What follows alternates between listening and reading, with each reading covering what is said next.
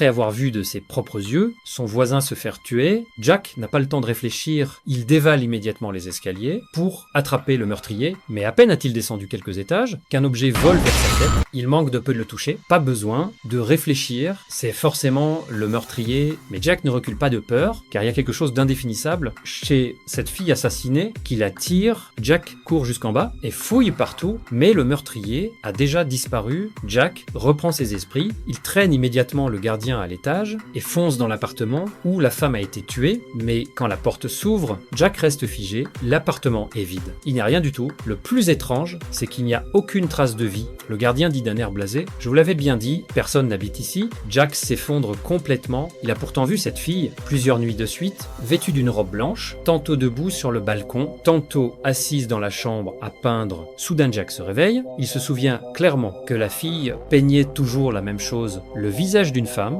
Jack ressent instantanément un malaise. Pour découvrir la vérité, il retourne dans sa maison d'enfance. Soudain, un éclair déchire le ciel. La vieille maison prend feu sans aucun signe avant-coureur. Jack, effrayé, s'enfuit et va se réfugier chez son oncle. Mais quand il s'installe le soir, dans une vieille chambre, il découvre un vieux portrait alors qu'il enfonce sa tête dans l'oreiller pour réfléchir. Soudain,